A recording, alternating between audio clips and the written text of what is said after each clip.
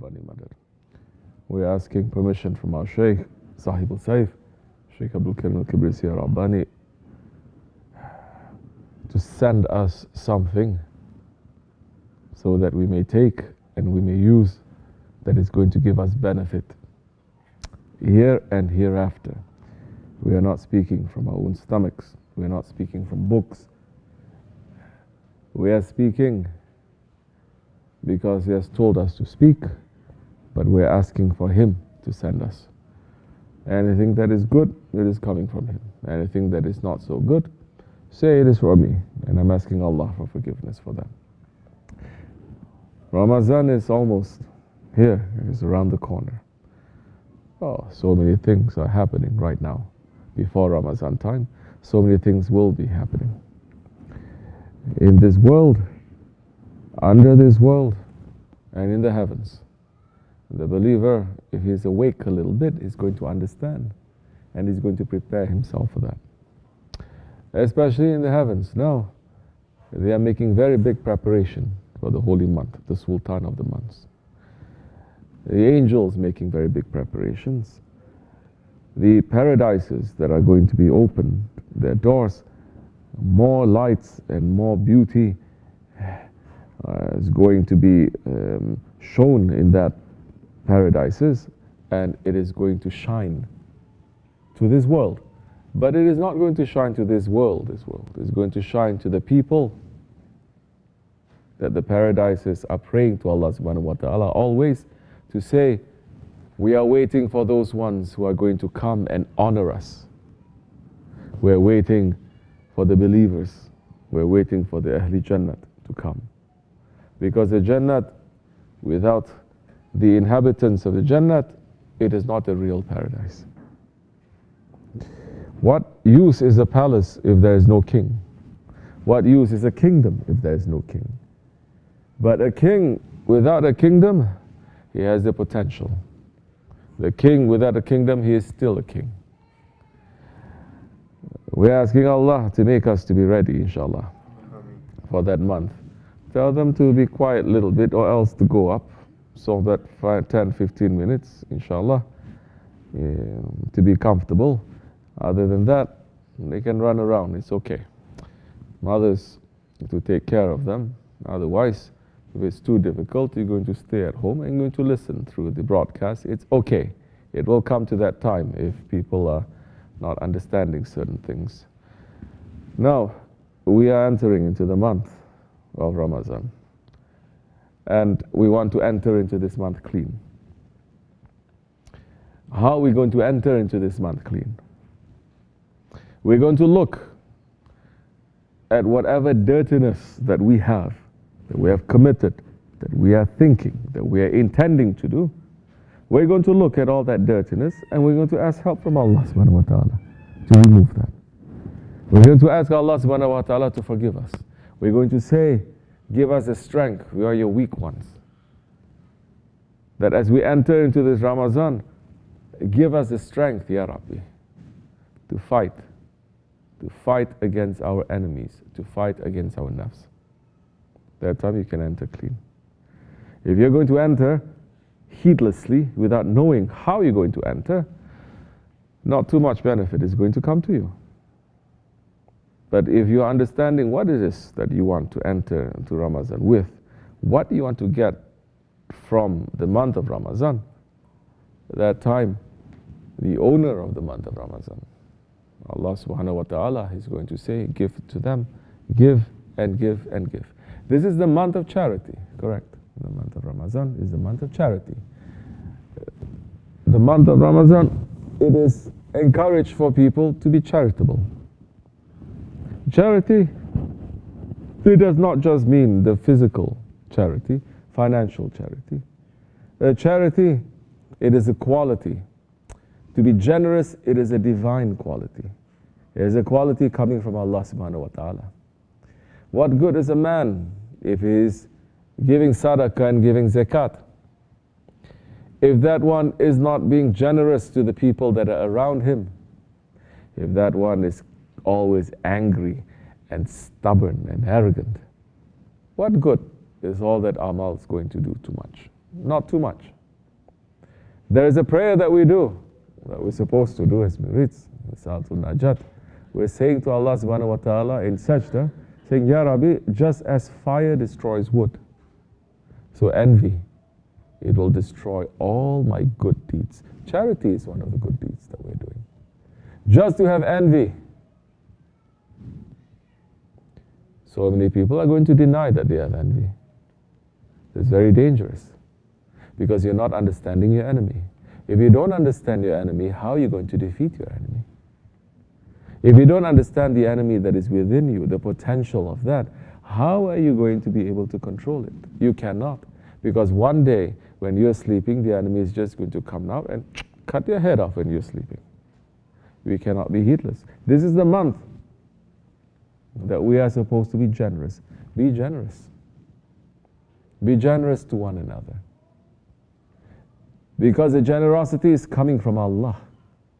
This month, as I said before, it is so generous that it is also known as Ramazan Kareem. Alhamdulillah, we are following our Shaykh, Shaykh Abdulkerim, Hazrat. Be generous. Allah subhanahu wa ta'ala is so generous that He has given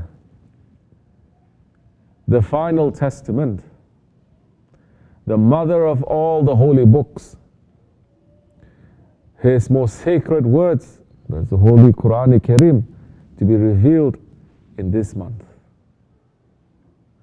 That, as I said before, this Quran Kareem, the name is there. Quran that is the most generous. Where has the Ummah been? Where is the Ummah that is so generous as it was during the time of Hazrat Osman? That there was so much wealth that was coming in. And we're just talking about physical generosity. That they had given it to everyone. And still there was so much wealth coming in, the sadaqah, they had to go out. And they were giving it to the unbelievers. Where is that spirit of generosity? If you are not going to train yourself to be generous, to be halim salim, to be patient, to understand, not to be upset, not to be angry, not to be complaining all the time, if you are not training yourself to do that in the month of Rajab and Shaban, you enter into Ramazan, you're going to be in trouble. Yes, the shaitans, they're all locked up. But you are not locking up your shaitan. Allah is going to lock them up. But the shaitan that is inside of us, and the shaitan that is together with our ego, the ego that is trained by that shaitan, you are not locking it up. You are not training it. So, in the month of Ramazan, you think there's going to be time to suddenly do everything? No. Everything is by preparation. We had someone asking the question, if Ramazan is the time when all the shaitans, they're going to get locked up, then why does certain things, wrong things, black magic that happens to people, why does it still continue during the month of Ramazan? Yes. I don't want to enter so much into the issue of black magic. You can find so many other people who can talk, so many other people who have so much knowledge about it, mashallah, to talk about it. I don't want to touch. But let me tell you something. If that shaitan is already training you, and you are opening the door to it, and that is affecting you, I'm not talking about nazar, I'm talking about buyu, I'm talking about sihr. You're opening the door to it, that's why it's coming. The enemy can never come close to us because there are so many walls of protection unless there is a traitor from inside, a betrayer that opens the door that the enemy can come in. But so many people, they're saying, what, me, a betrayer, a traitor? No, I'm not. Inside of me, no, everything. That means you don't understand yourself. You don't understand that your ego at any moment, it will betray you. It will come in your sleep and it will cut your neck off. You open the door, it comes. Some people, they go out seeking for it, looking for it.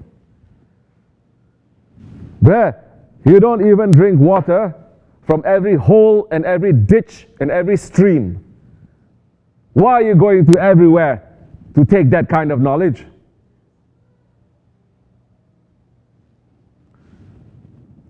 It looks like water. You take it from the ditch. Go and drink that water. Rain just came down, alhamdulillah. Take it from the ditch and drink it. See what's going to happen to you. Or you know not to take it. Huh? You know how to, at least to boil it, to do something. If it's a well, it's something else. If it is the rain coming on top of our maqam, that we are collecting the rain that is coming from there, and we are taking the water and drinking, that's something else. So you know the difference. Why, when we are talking about this kind of knowledge, people are not understanding the differences? They're saying everything is the same. So now you open the door, the enemy has come in. The enemy doesn't have to stay. The enemy will just come in and train a couple of people and say, continue this work, I'm going to go.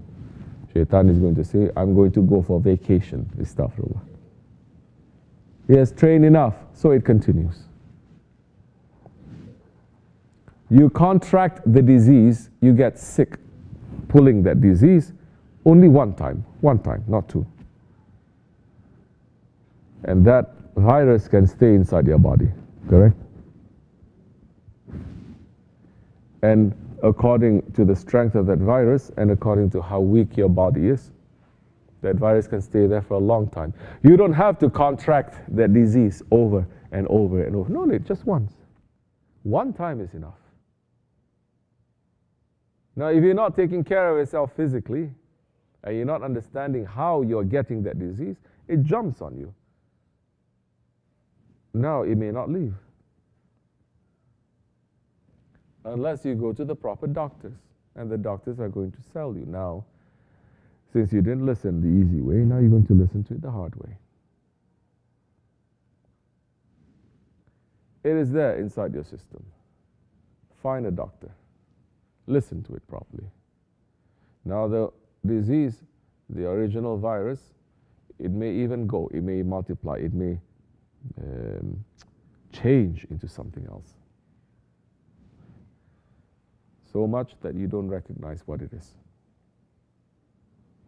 We're asking that our diseases are going to finish before we enter into the month of Ramazan.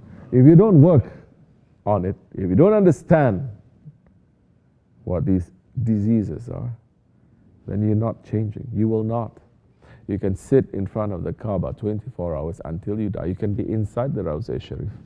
You are not going to change. If that was going to change people, it would have changed Abu Jahl, because he was looking at the Prophet ﷺ every day of his life. It would have changed Abu Lahab. It would have changed all those mushriks, that they are looking and they are belonging to the blood of the Prophet ﷺ, but it didn't, because their heart was not clean. And the Prophet ﷺ came only to clean the hearts. And the month of Ramazan is for us to look into our hearts and to clean. It is not just to stay away from food and the water. You tie a dog out there, Shaykh Efendi says, without food and water, you cannot say the dog is fasting. Fasting is more than that. Fasting is understanding what is the sickness that is inside and the sickness that is outside of you, and to stay away from it. That time you don't have to read so many high-level books. You know what I'm watching, that is wrong. It's going to bring a sickness. You're going to understand, I'm listening to this. This is no good. You're going to understand, I start talking these things, and it's making me to forget my fast, forget about Allah, putting darkness in my heart. No good. I stay away from it. You will understand by yourself. Your heart will start opening. It is a month that we are entering, the Sultan of the months. If the Sultan is coming, it's not the time for us to get ready. When the Sultan is coming, every preparation should have been done. The Sultan is coming already. If we know the Sultan is coming 3 months, 6 months, that is the time you start preparing. Muslims are very busy these days for everything else except for Allah. Everything else they say, no, world will not wait, world will not understand, world has no mercy. But when it comes to Allah, he's saying, oh, Allah understands, Allah is merciful. We don't have to run for Allah, we must run for dunya, because dunya is not going to wait for us. In the month of Ramazan, pull back from the dunya a little bit. Pull back from our ego a little bit. Start strong, may we end strong, inshallah. Find time to be quiet a little bit. Don't run around too much. Don't do nonsense things too much. Sit and be easy. Make some zikr. Make some extra tafakkur. Don't be busy with the fitna on the internet. 24 hours people are making fitna. Interfering into things that you have no knowledge about. Interfering into things that one day, if you don't stop, fitna is going to fall on top of you. Stay away from all of that. Be busy doing other things. Alhamdulillah, our Shaykh is telling us, is never telling us to be busy with the fitna of the internet. So, we stay away from it. May Allah forgive me. May Allah bless our Shaykh and our Grand Shaykh, inshallah, and all those ones who love them and who are following them.